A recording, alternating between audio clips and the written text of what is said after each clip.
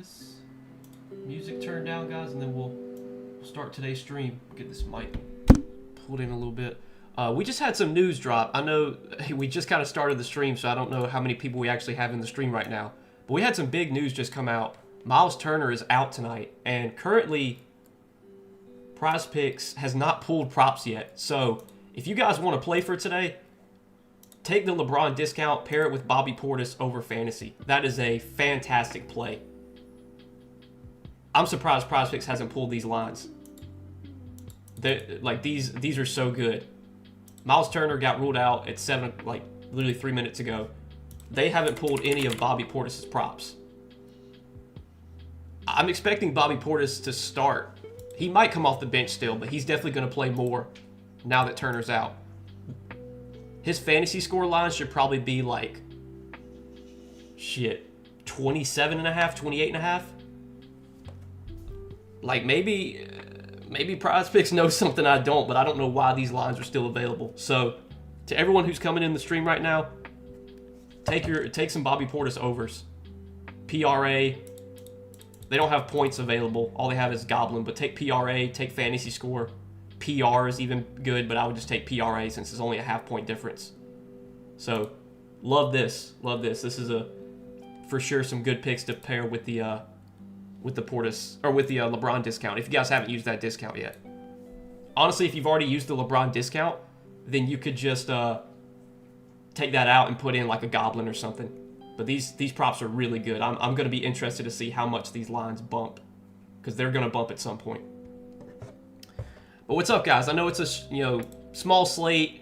Probably not going to do a super long stream today because it's only 3 games, but this is our last slate before the All-Star break. So still wanted to come on here and give you guys some plays, do a stream, and talk about some plays I'm liking. And we just had two really good plays get pretty much spoon-fed to us. So yeah, feel free to tell these. Love these 2 plays, both of them. They're really good.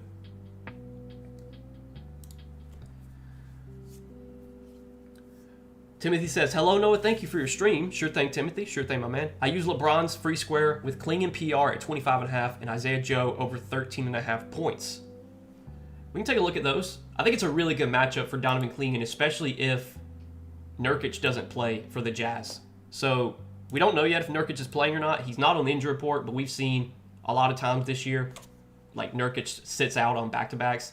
He might not start, and typically when Nurkic doesn't start, he doesn't play. So, yeah, I think you could definitely look at some overs on Klingan. Let's see if I can find his lines. His PR's at 25.5, you said? I mean, right now, looks like some sites have him at 26.5, DraftKings 26.5, FanDuel 26.5. His line's at 26.5 on Prizepicks now, so if you got it at 25.5, that was a pretty good play. Okay, we just got the Thunder starting lineup. Cason Wallace, Isaiah Joe, Lou Dort, Kenrich Williams, and Chet Holmgren. So, and we just got the Bucks starting lineup, KPJ, Green, Usman, Jang. So Jang is starting, not Portis, but I still think these lines on Portis are really good. But Kenrich Williams is starting. So honestly, if you want a pair with this Portis play, I like Kenrich Williams. His PRA line was, 15.5. This is a slip. This is our stream slip for today, for sure. I would definitely play this. I think now that Kenrich Williams is starting, his overs look pretty good at 15.5 PRA. I'm pretty sure Jalen Williams was projected to start for OKC. Jay Will, and he's not. Also, okay, they just bumped up Kenrich 2 points. So that's, damn it. Let's see. You could still take 12.5 PR or 12.5 PA. I think those are okay. I would probably take PR, definitely. Well, they just bumped that too. Okay, they're pulling a lot of these lines. Okay, yeah, now that they're starting to bump some of these, I don't know if I'd take them. But I think Aaron Wiggins was projected to start. He's not starting. Honestly, you could take some Aaron Wiggins unders. He's still going to play, but under 24.5 PRA, under 30 fantasy. I'm okay with that. And then I think Jalen Williams was projected to start as well. So you could look at some unders on Jay Will since he's not starting. But I think the Wiggins unders I like more. If you couldn't get the Kenrich Williams overs, if you couldn't get 15.5 PRA, I think you can definitely take this under on Aaron Wiggins. So this is a slip I like for today, guys. Again, I still can't believe Prizepicks hasn't bumped lines on Bobby Portis. Look, maybe I'm overreacting here, but Miles Turner being out like is a really good thing for Bobby Portis.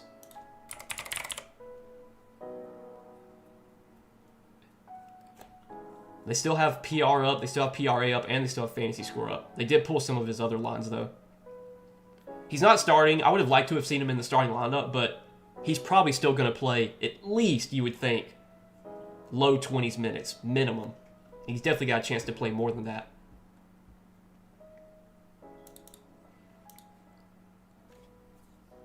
Yeah, if you guys want to sell this slip, feel free. This is one that I do definitely like.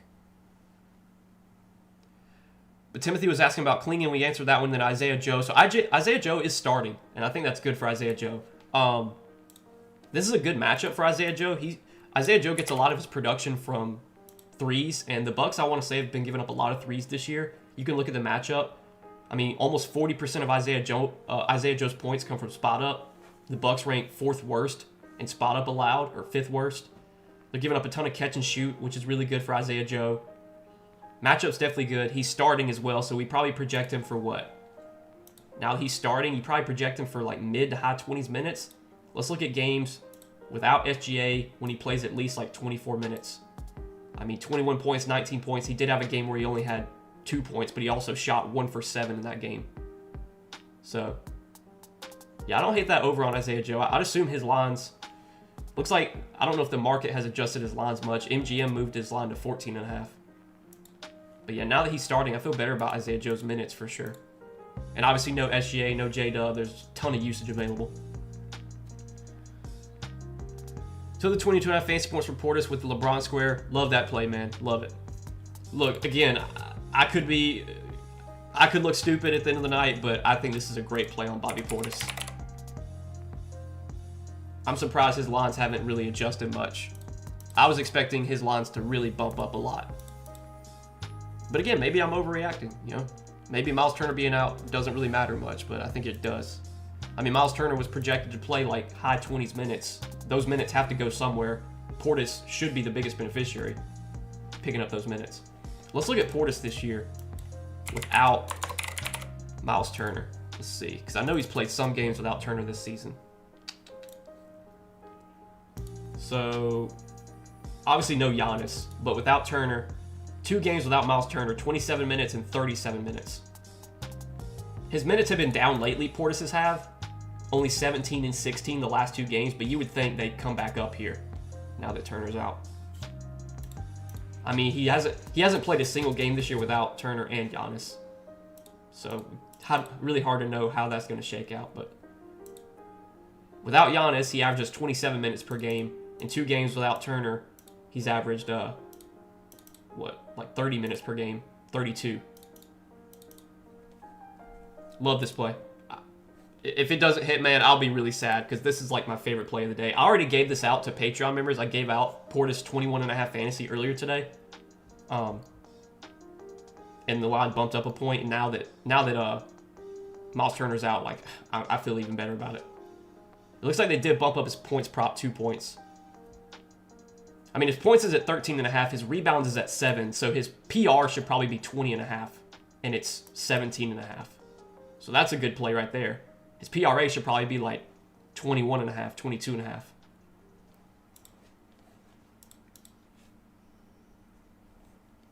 Okay, they just removed Portis fantasy score. If you couldn't, I know I've been live for like 10 minutes already, but if you couldn't get Portis fantasy, you could take PRA or, okay, well, they just bumped PRA as well. You could take PR at 17.5 before they maybe bump that as well. Looks like fantasy score is still up, though. If it's still up, you could take that. Did I already submitted this, didn't I? I think I already submitted that. Let me check my lineups. Yeah. Oh, no, I did. I played it with Kenridge. That's right. Let's see.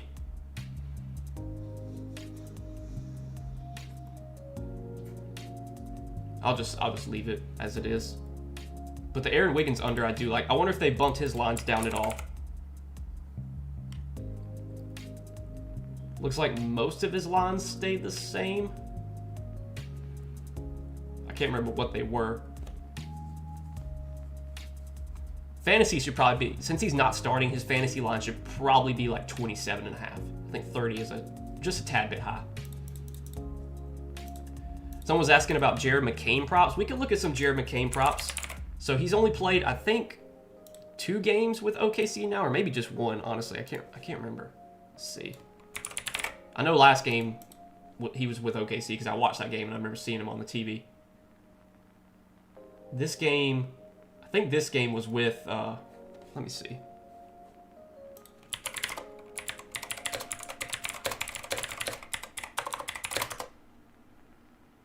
Oh, he's played 3 games. Okay, so he's played 3 games with the Thunder. His last 3 games, those have been with OKC.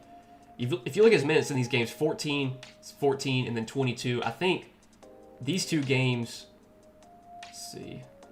I just want to look at his last 3. Really, that's all that matters is his last 3 games. So it looks like SJ was out for all 3 of these games. J-Dub. I think J-Dub played in those games. It's hard to say. His minutes, I want to say he did get some extended run last game because it was a blowout. Let me pull up the rotations here. Let's go to the, I was looking at some Mavericks rotations earlier. Let's look at the Thunder. Because, they won that game by 27. It looks like McCain, so McCain didn't sub in till the end of the first, end of the first quarter, or start of the second. He played a pretty long stint in the second quarter.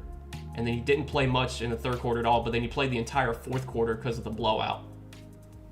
Now, last game they had J-Dub, they had Hartenstein. Those guys are out.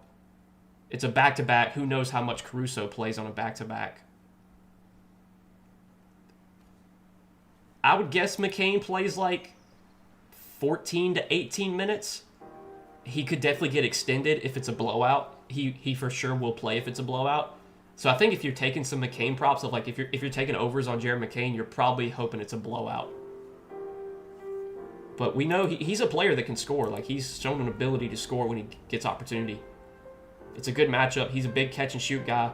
The Bucks have given up a lot of catch and shoot stuff this year. We just kind of talked about that with Isaiah Joe. A lot of McCain's points come from spot up. Again, the Bucks bad spot up defense.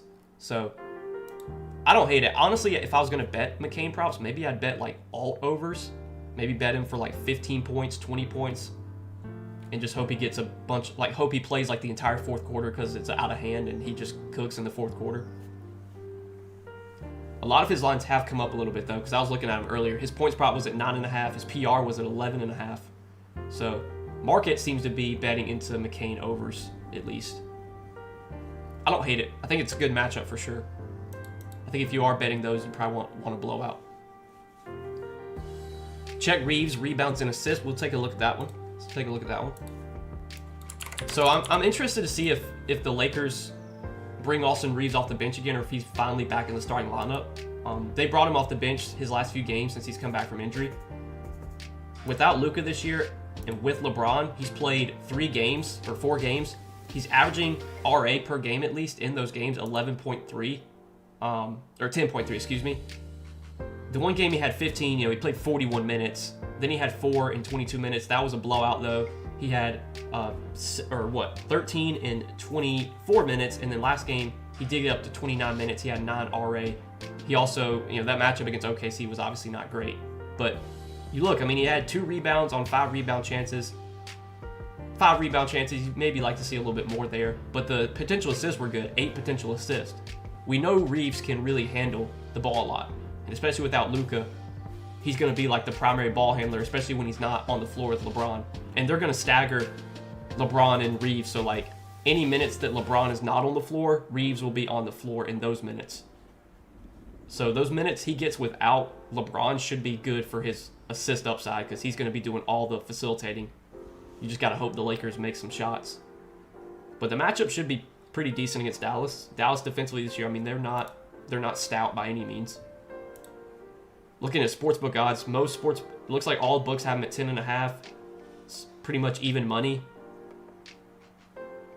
I don't hate the play. I really don't. I think if Reeves gets like 30 minutes tonight, which he played 29 last game, you would think he probably gets to about 30 tonight. I think he's got a good chance of going over 10.5 RA. look, the Lakers, you know, all teams every team has a week off after today because of the All-Star break. So if there was ever a spot where you could give Reeves some extra minutes, I think this would be the spot, given they're going to have some time off after today. Portis is at 26 fantasy now, is he? Yeah.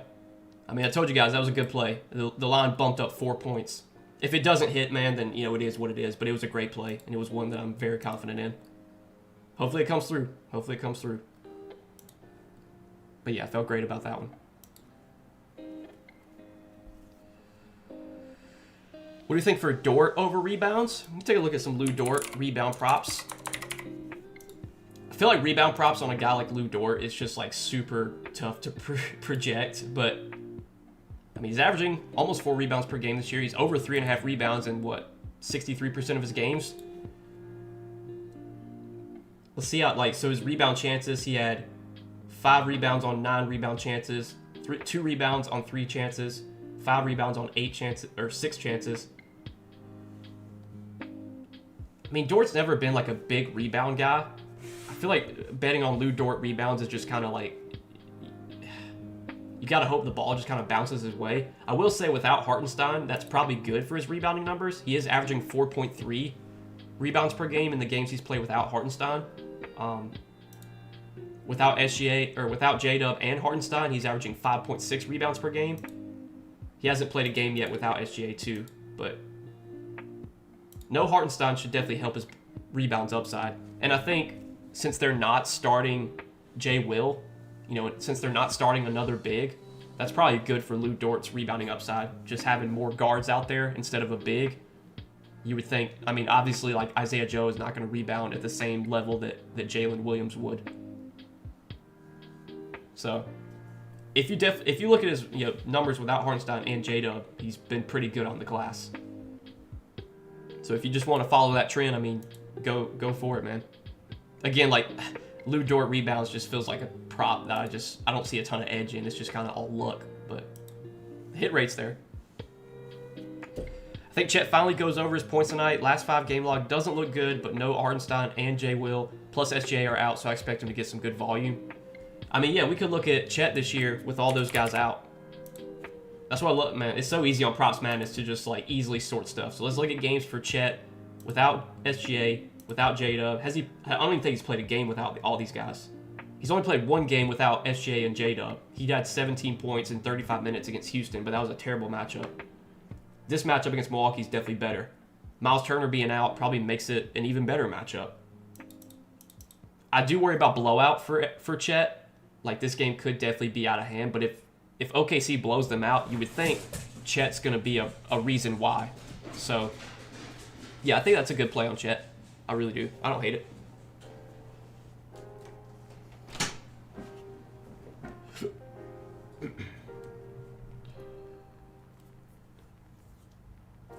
Got to see Props Madness is the best out there. I've been loving Props Madness, man. I really have. I've only been using it for like a week or two, but the tool is just so easy to use. It's so smooth. It rarely lags or messes up or glitches or anything. Especially for someone like me who used to use StatMuse a lot for research. It's just so much easier to do it on Props Madness because you can look at on-off stuff, you can look at matchups. It's all here in one page. I think the one thing that Props Madness needs to do is get a mobile app so that people who don't have a computer can use the site on an app, and I think they're working on that. That's what they said. So, big fans of Prop Madness for sure.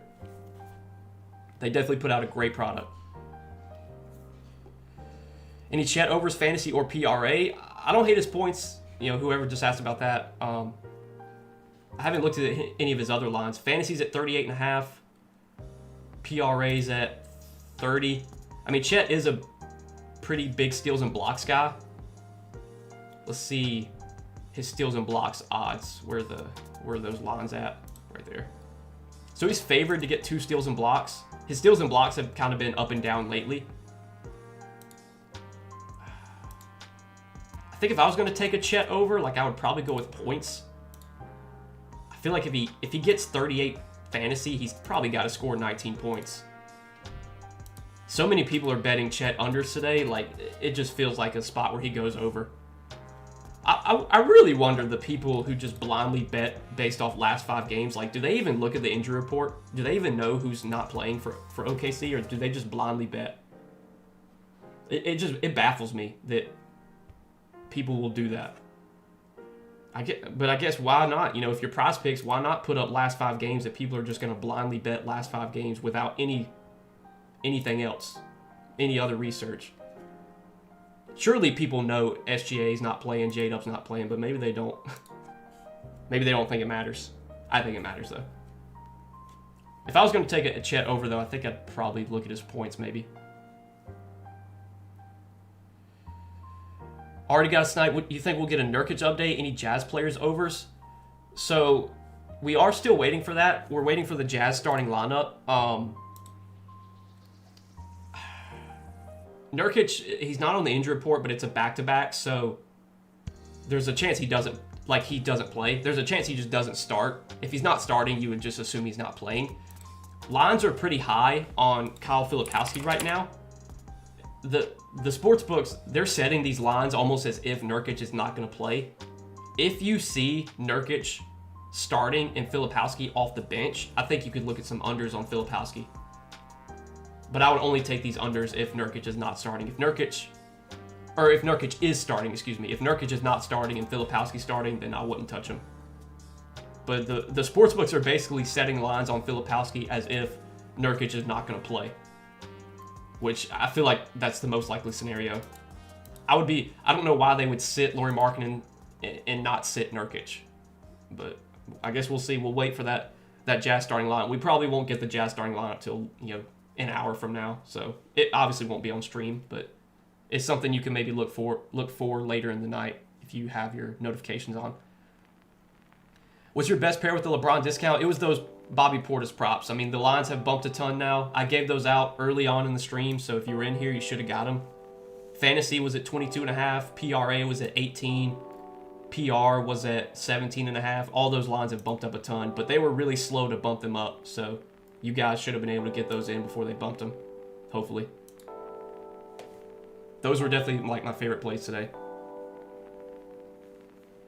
Kyle Filipowski PR or rebound overs against clinging slow ass. I mean, I would be hesitant to bet Filipowski overs right now with Nurkic not on the injury report. Now, if you get the Jazz starting lineup and Nurkic isn't starting, then yeah, go ahead. But I'd be a little bit worried that Nurkic plays tonight, which could impact Filipowski's minutes. But the books are setting lines on Filipowski as if Nurkic is even going to play.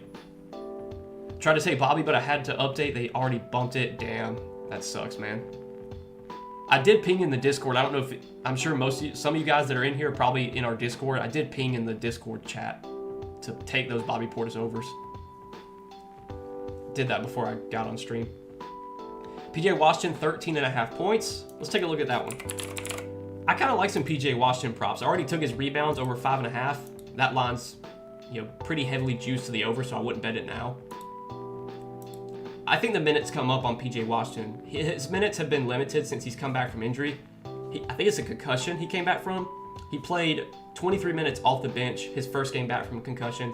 Last game he was back in the starting lineup, played 26 minutes. I think tonight he's around 30 minutes. No Cooper flag. You look at games this year where he's played between like 26 to 30 minutes. Let's just look at his points. I mean, he's only averaging 10.3 points per game, but can we look at games without Cooper Flag? Has Flag been out? So Flag's missed 2 games this year, 21 points in one of those games, and then just 6 points in the other game. But the game he had 6 points, he shot 1 for 12. So obviously, it's going to be hard to score 14 points when you shoot 1 for 12. But good volume. I mean, 12 shot attempts, 20 shot attempts. Like that's what we want to see for PJ is volume. And the volume's been really good without Flag. It's only a 2-game sample, but I kind of like some PJ Washington overs tonight. Especially if his minutes are going to come up, which I think they will. I'd be surprised if he plays like 26 minutes again. I think he'll be in around 30, maybe low 30s. How about Jackson Hayes points and rebounds or points, pick and roll like crazy with Reeves? We can take a look at those. DeAndre Ayton's out tonight, so obviously, that benefits Jackson Hayes. Ayton's been out 4 games this year, so you look at in those games, just like points and rebounds for Hayes. 8 points, 4 rebounds, 16 points, 3 rebounds, 8 points, 5 rebounds, and then 6 points, 4 rebounds. His minutes in those games, 30, 22, 31, and 20. So there's been some volatility in his minutes. I'd expect him to be around the mid-20s, so like 25. I doubt he's really played that much this year, but I guess we could look at that. His games he plays between like 22 to 26 minutes. He's averaging 13.4 PR, 10.2 points, 3.2 rebounds. Playing with Reeves definitely helps. I will say playing with Luka is probably even better for Hayes because Hayes gets so much of his points from lobs and, like you said, pick and roll. It's a good matchup, though. I mean, Hayes scores all his points within 10 feet, and that's where the Mavericks really struggle. They've been a big-time paint funnel. Like, they give up a lot of points in the paint. I just think there's some volatility in Hayes' minutes. Like, he's been around 30 minutes in a couple games without 8, and then he's been in, like, 20 minutes. So we know the Lakers are okay playing small ball. Like, they'll play Rui at center if they really want to. They don't typically force Hayes out there, even without Ayton. Let's see. His points is at 9.5. His PR is at 14.5. Rebounds is at 5.5. Honestly, if I was going to take something there, I'd probably take PR. But I'm not loving the Jackson Hayes props just because I think there is some volatility in his minutes.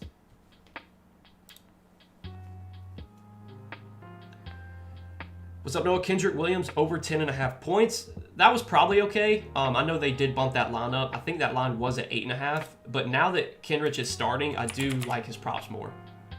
His PRA went up a ton. Damn. Yeah, it was at 15.5. It's at 20 now. You can maybe take 10.5 points. I don't love it, but I think that's okay. Honestly, I want to say if it's a blowout, Kenrich will probably still play blowout. So his minutes feel fairly safe.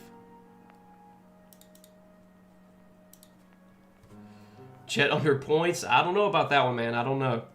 We'll see, but I think without SGA, without J-Dub, without Hartenstein, there's a lot of usage available.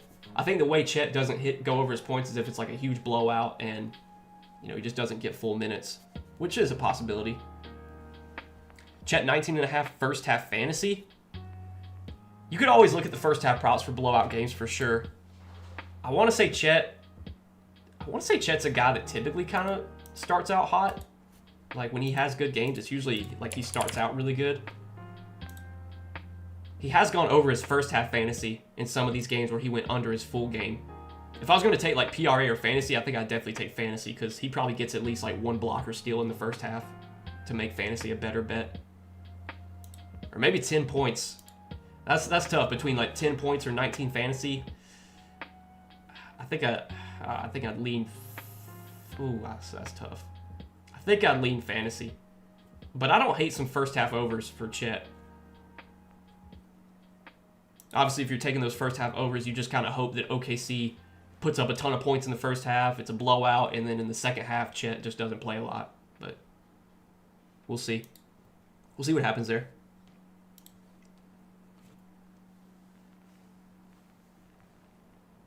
I look at the injury report every 15 minutes plus underdog alerts. Damn, you on it then, Timothy.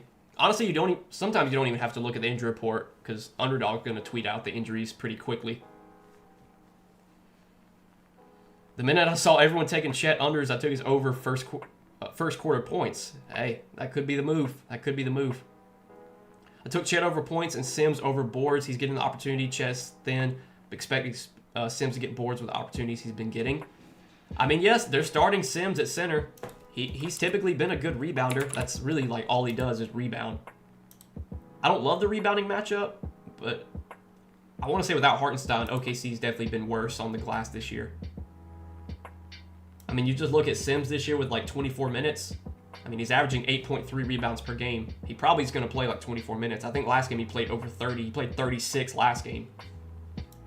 Let's look at games with like 28 minutes. With 28 minutes, almost 9 rebounds per game. I mean, a lot of centers lately have been getting boards against the Thunder. Ayton had 10. His line was at 8.5. Şengün had 12. His line was at 9.5. Wemby had 14. His line was 11.5. So Thunder kind of been struggling on the boards lately. I don't hate it. Also, I think Sims probably would still play blowout too. Even if it's a blowout, I think he'd still be out there. So, I don't think that's a bad play. What do you think of Donovan Clingan points plus rebounds? I like the matchup for Clingan. I think the matchup gets even better if Nurkic isn't starting and Filipowski's starting. Filipowski is a terrible defender, so it's a really good spot for Clingan if there's no Nurkic. If Nurkic plays, then it's still an okay spot. Also, Denny Avia is questionable. I would think if Denny Avia gets ruled out, that's probably a plus for Clingan. Thoughts on Chet Holmgren over 9.5 rebounds against the Bucks. Marvin Bagley over 6.5 rebounds. No Ayton tonight. Worry about protecting the glass. We'll take a look at those real quick. So Chet Holmgren rebounds. We can take a look at Chet this year. Definitely want to look at Chet. If we're talking about his rebounds, let's look at games without Hartenstein. So in games without Hartenstein this year, 9.6 rebounds per game. Let's look at games where he plays at least like 28 minutes. With at least 28 minutes, he's closer to about 10 rebounds per game, 9.7. His last 3 games without Hartenstein, 13 rebounds, 10 rebounds, 14 rebounds. He did play Milwaukee, had 7 rebounds in 32 minutes, but I also believe, I think Giannis played in that game. I'm not exactly sure. Definitely, I mean, no Miles Turner should make it a better rebounding matchup for Chet. I feel like 9.5 is probably a good line. That's not one that I'm like in love with. It's okay though. And then your other question was on Marvin Bagley. So yeah, Marvin Bagley, since he's been with the Mavericks, he's kind of had a decent role. Now I will say the last 2 games, Daniel Gafford has gotten into some foul trouble, which has given Bagley additional minutes. Like Bagley's played 24 minutes and 24 minutes the last 2 games with the Mavericks. I'd expect him to be around like low 20s, so like 21, 22, maybe not even that high, maybe like 20. Let's look at Bagley this year with like 18 to 22 minutes, because I think that's probably what he projects for, assuming, Gafford stays out of foul trouble. With 18 to 22 minutes this year, he's averaging 5.1 rebounds per game, so the rebounding number is obviously not as good. So a lot of these games, though, were, on the Wizards, different scenario now. Without Ayton, I mean, the Lakers probably will be worse on the glass. The Lakers have been a pretty good rebounding team this year, but when you take out Ayton, when you take out Luka, their rebounding numbers probably get worse if I had to guess. I'm not loving the Marvin Bagley overs. I mean, last game, his rebounds prop closed at 5.5, minus 148 to the under. Or the Spurs game, the game before, or the last game they played, his rebounds prop closed at 4.5. His line's inflated today because of these last 2 games, but like I said, Gafford's gotten into some foul trouble the last 2 games, which has helped Bagley's minutes. I don't know if that happens again here. I guess if you're taking the over on Bagley, you kind of hope it does, but we'll see. A little bit skeptical on that one. Austin Reeves fantasy. That line felt pretty good to me. It was like in the high 30s. It was at like, I think it was almost at 40 actually. He's going to be he should be really productive per minute without Luka, but 39.5 feels like a good line to me. I don't think I'd lean the over or the under there. I think that's one I just kind of avoid. Like if the line was at like 36.5, I think I'd like the over. If the line was at like 42.5, I think I'd like the under. So it's just kind of priced right in the middle where it's just like, yeah, I don't love it. Max Christie for 2.5 assists. We can look at Max Christie assist. It's definitely something I would not have expected a question on, is Max Christie assist, but let's take a look. So first off, just looking at sportsbook odds, most sportsbooks right now have him juiced to the under. FanDuel, DraftKings, Caesars. That's not great. You don't love to see that. He has been getting a lot of assists lately. In these games, he's had 3 assists on 5 potentials, 3 assists on 3 potentials, 4 assists on 4 potentials, 3 assists on 3 potentials. So he's basically been converting like all of his potential assists lately, which that's not sustainable. So yeah, I'm skeptical on that one. That's one I don't think I'd touch if you're taking the over. Honestly, I think I'd actually lean the under because he's been converting his assists at a really high clip lately. That just, not going to continue. He's not going to convert all of his assist opportunities every single game like he has been. Rui has scored well in games without Luka other than the blowout against the Spurs. Props weren't available early in the day. Also a good look if the Lakers play small ball with him at the 5. that could definitely be a good look. Let's see. His points is at 12.5. PR is at 16.5. Heavily favored for over 3.5 rebounds. I mean, let's look at games without Luka. I think some of these games were without LeBron as well. So let's look at without Luka and with LeBron. So if you look at without Luka and with LeBron, he's only over in 1 out of 4. So now these games he went under. I mean, he shot 4 for 9. He shot 4 for 7, 5 for 8. So not terrible shooting. The volume's not great though. I mean, he's only taken like 7 or 8 shots. But yeah, I would be a little skeptical with Rui just because when you look at this, you see a lot of green, but then you got to remember LeBron was also out for some of these games. So with LeBron and without Luka, he's not as good. I still think he could play more here without Ayton. Let's take a look at his games without Ayton. So without Ayton, 31 minutes, 31, 33. He only played 19, but 28. Minutes have been pretty good in the games he's played without Ayton. He definitely has path to get more minutes here, especially if they do want to play small.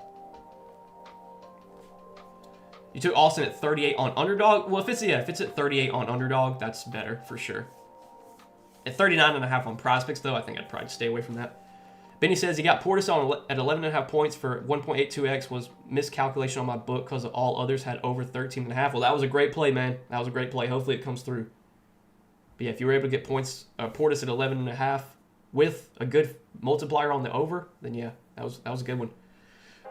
But all right, guys, I'm gonna wrap up the stream here.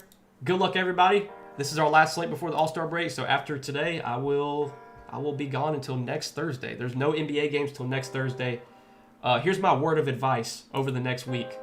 Don't bet on shit you don't know anything about. Just, if you have to, delete Prizepicks, delete all the apps. Just don't bet on stuff you don't know anything about. I see a lot of people in my Discord, like during the All-Star break, they're like, looking for esports picks, looking for whatever's going on at the time. If you don't know what you're betting on, you shouldn't be betting on it. That's my opinion. So take some time off, guys. Enjoy the break. I'll see you next Thursday. All right? Good luck tonight, everybody. Peace out.